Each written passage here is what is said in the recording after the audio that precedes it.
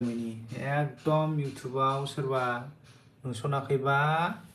दाखाजों मैलेर एकदम बोहैगासिनो दं दैमा बायदि लैथो बायदि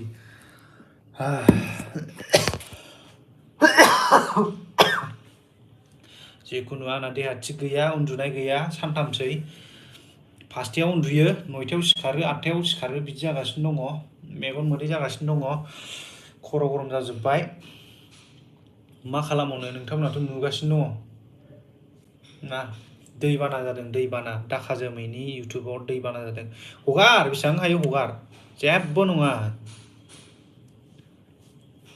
आं बे लाइभ जोबखांनायनि उनाव नोंथांमोना गासिबो बे भिडिअखौ आपल'ड खालामफिन रि-आपल'ड खालामफिन बे भिडिअखौ शेयार खालामजोब बयनोबो शेयार खालामाबो आपल'ड खालाम गावबा गावनि चेनेलाव आपल'ड खालाम फेसबुकआव आपल'ड खालाम इन्स्टायाव आपल'ड खालाम आं गिबियावनो बे बाथ्राखौ होननानै दोनखाबाय आरो आं मेसेज नायथ'ला दे जिखुनु आं फंनैसोल' बाथ्रा बुंनानै थांनोसै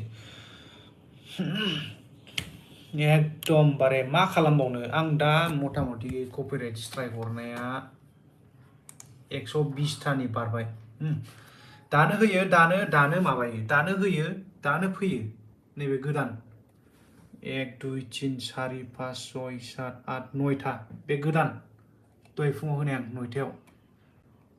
सिखारनाय लोगो होदोंमोन एकदम मोदोम मावजोबदों मिथिबायना आंना बे गोथाङा स्ट्राइक जाजोब्बाय ओमफ्राय नैबे गोजाया मोनसे दंबावो इनफ'नि डेट माने इमेलावहाय बिनि डिटेल्स हरबावनांगौ दं बे गोजाया बे मोनसे जाबाय बे मोनसे जाबाय नै मोनसे दंबावो ओमफ्राय बैयाव 6था दं 6थानि बे गोथाङा जाजोब्बाय रिजल्भ एन्ड बे जायाखै मथा मथि बेवहाय मोनथामा जाबायदां जायाखै नैबे जाबाय जायाखै मोननैल' जादों दा बेखौ आं इमेल लिरफिननांगौ बिराद खस्थ' लिरोलै आंसो मिथिगौ माबायदि लिरदों इंलिश रोङा बाल इंलिश रोङा मोजाङै ओरैबादि खस्थ' लिरदों रोंबाथ' इमेलावनो लागावजोबगौमोन आं खेबसेनो प्रपारलि इंलिश लिरनो रोङैजों जाबजों ओरैबादि माथा गरम मारै लिरनो मानो लिरबायल' जायखिया थांजोब्बाय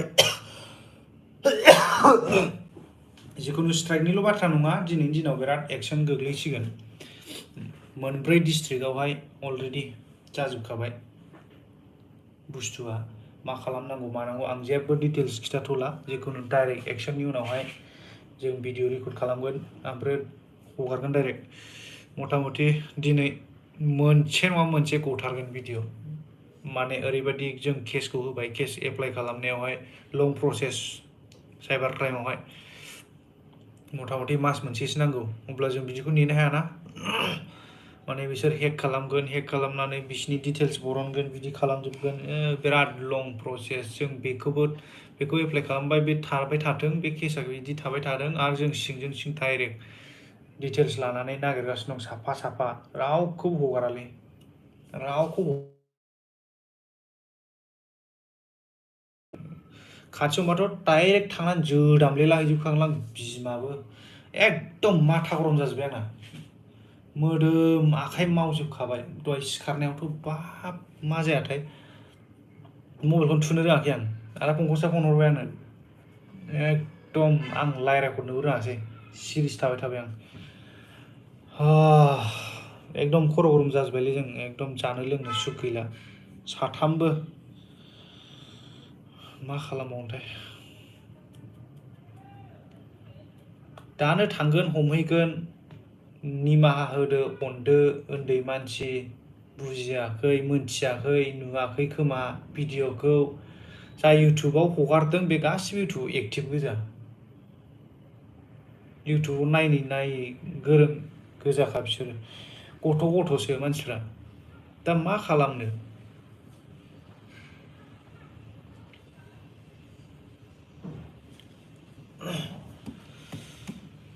जिखुनु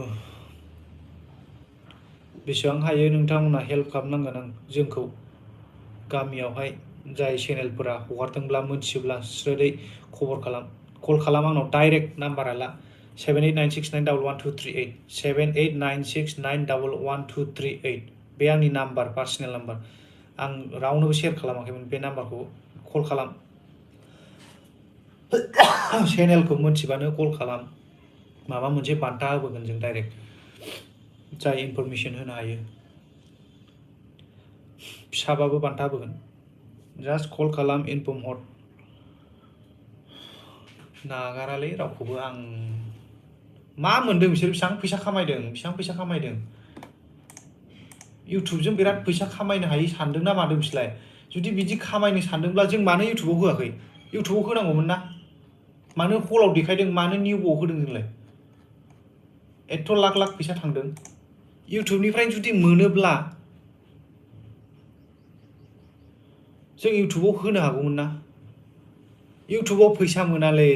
बाबुमोन नानिमोन नोंसोर मा मोनो इउटुबावहाय नोंसोर गाव गावनि टेलेन्टखौ बाहायनो नाजा गाव गावनि टेलेन्टखौ बाहायनानै नोंसोरनि कन्टेन्ट क्रिएट खालाम गोदान कन्टेन्ट क्रिएट खालाम नट रिआपलड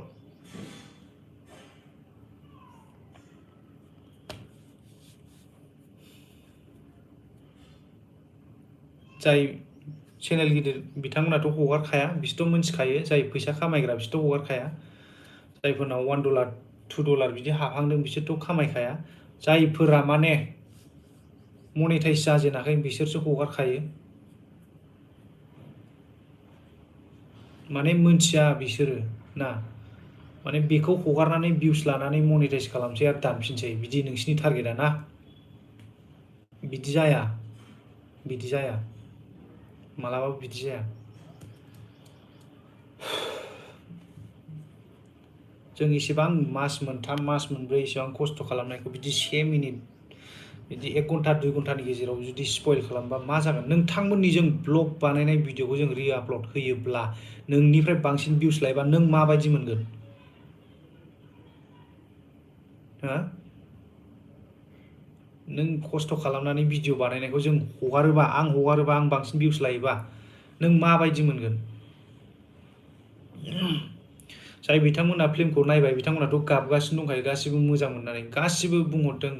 बिसोरनि बुंहरनायावसो जों गावखौनो गाव एसे एनै कन्ट्रल खालामगासिनो दङ नङाबा जोंना हाइ प्रेसार थांगासिनो दं माइन्डआनो जा बिदि हाइ प्रेसार जाफुनाय समावनो कल खालामसै आदा फिल्मा बिराद मोजां जादों आगै फिल्मा बिराद मोजां जादों सोरबा कमेन्ट हरबाय सोरबा मेसेज हरबाय सोरबा फन हरबाय बिदियावसो जोंनि दिमागा थान्दा थागासिनो दं एसे एनै कुल जागासिनो दं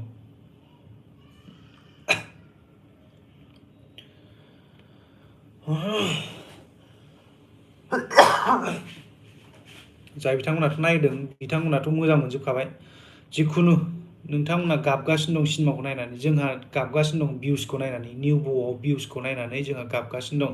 माला सासे बारायो माला सानै बारायो माला साथाम बारायो माला बिदि बुरजा जागोन भिउसआ बिदि बुरजा जागोन जा बेखौ गाबगासिनो दङ नोंस्राथ' भिउसखौ नायनानै माबा सिनेमाखौ नायनानै गाबबाय दे जेबो नङा जाबाय जोंहा भिउसखौ नायनानै गाबगासिनो दं मानो होनब्ला इउटुबाव फिसा फिसा हगारगासिनो दं इउटुबाव नुखायोबा जों मानो निउआव नायनो ना बेसो खोथाया इउटुबावनो फिसा फिसा जों नायलांगोन देनांसिमहालागै ओंखारखागोन अब्ला जों मानो निउआव नायनो नायनाङालै मा मोननो फैसा हरनानैलाय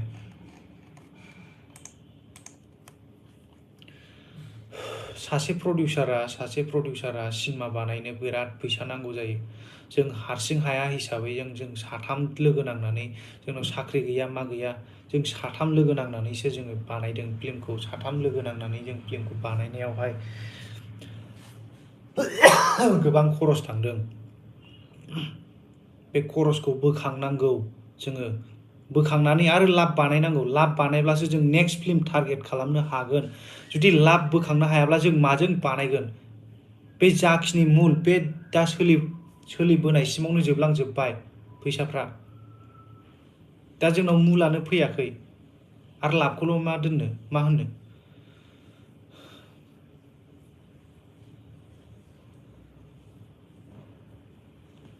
आं कमेन्ट नायथ'आ रायजोफोर जिखुनु नोंथांमोना बुजिखादों आं फंनैसोल' बाथ्रा बुंनानै थांसै जिखुनु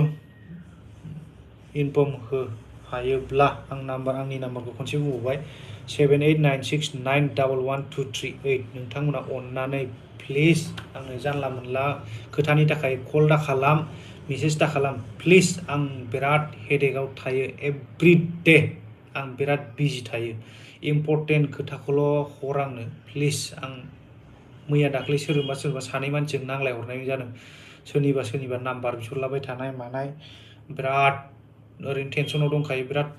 जोंहरखादां लेभेल जाबायना माबायना बिराद खाथियाव मोनबा जोदामलेला जोबनो लुगैखायो आं बिदि मानसिफोरखौहाय मासथिनि खाथियाव नायफैदोंलाय माबायदि जानानै दं जोंफोरो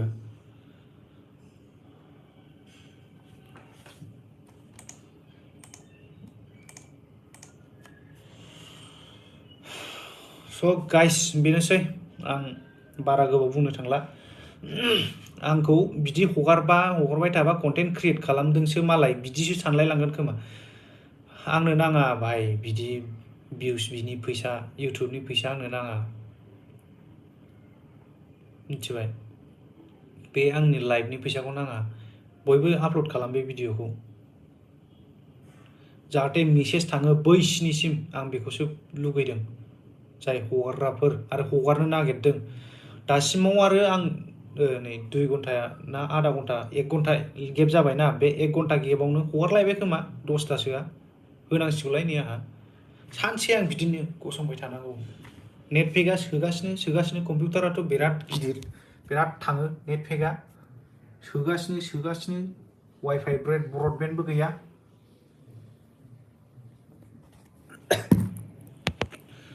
ना बिराद गोलाव इमेल लिरनांगौ दङ बेलेग लेन्डनि लानानै हगारदों बे लेन्डखौ लानानै इमेल लिरनांगौ आरे भाई नोंसोरो बारग'नो दासान जोंनि सिनेमाया सेन्सर जानायसो सेन्सर बे सेन्सरा जाबाय गभर्नमेन्टनिफ्राय सार्टिफाइड मोननाय बे जों बेखौ जों गोसो बायदि खालामनो हायो जुदि सेन्सर गैयाबा नोंसोर गावसिनि माबाबो खालामनो हायो आपल'डबो खालामनो हायो बिसोर जेबो खालामनो हाया नोंसोरखौ केसबो होनो हाया जुदि गावसोर स्ट्रिक्ट एक्सन खालामनो रोङोबा रोंगोन नैबे जोंनि बे बिसानिया खामानि होबावा केसावहाय खमजुरि खिन्थु जोंनाव सेन्सर बर्ड दं बे सेन्सर बर्डआव जोंना बिराद फैसा थांदों र'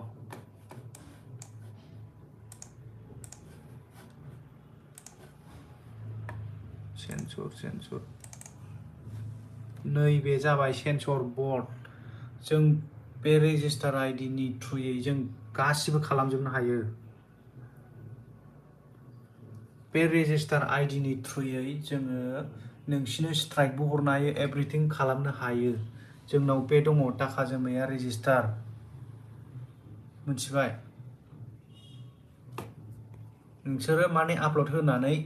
बेसोरो आपल'ड होग्रोखायाखै आंखौ कपिराइट स्ट्राइक हरनो हानाय नङा बिदि दासान हायो हरगासिनो दं आङो नै हरनोसो हास्लाबाखै सोर साबसेया होगासिनो दङ दानो होयो दानो हरो दानो होयो दानो हगारो दानो होयो दानो हगारो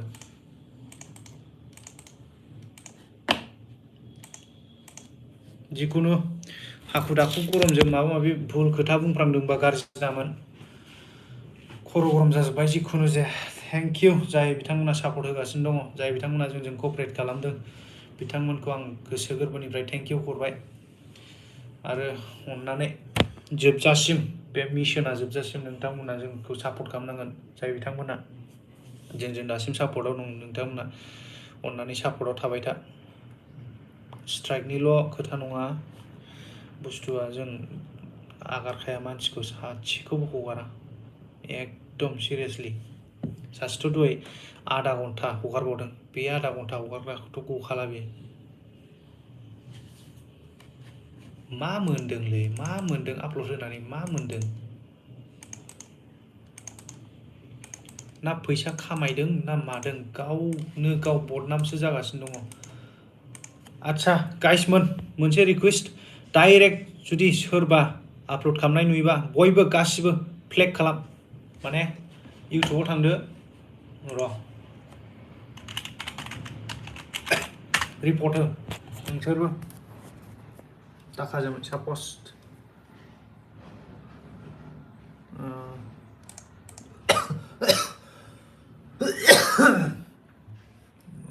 आंनियासो फैजोब्बाय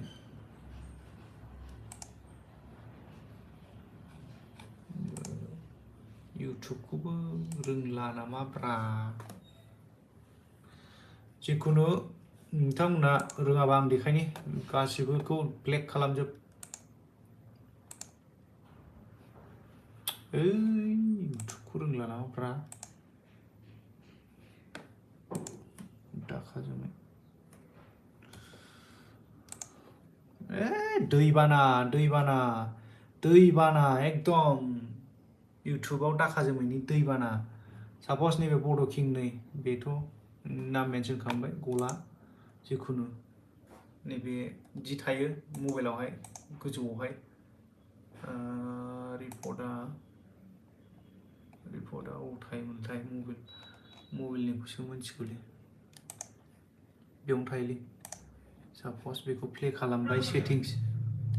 मोनसे अपसन दं नैबे सेटिंस अपसनावहाय मबाइलावबो दं बियो होद बाल अबाव दंब्रा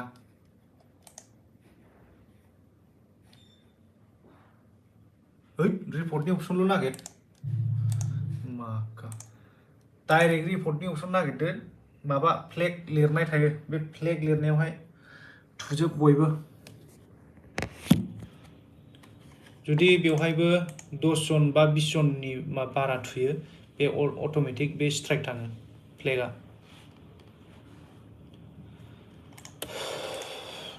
जिखुनु आं दोनथ'बाय नोंथांमोना दासो जुदि जइन जादोंबा लाइभआवहाय फार्स्टनिफ्राय नायफिन हायोब्ला अननानै आरो बयनोबो शेयार खालाम आरो बयबो आपल'ड खालाम इउटुबाव दानो फेसबुकआव आपल'ड खालाम नङाबा any in social media you can upload the video okay bye bye thank you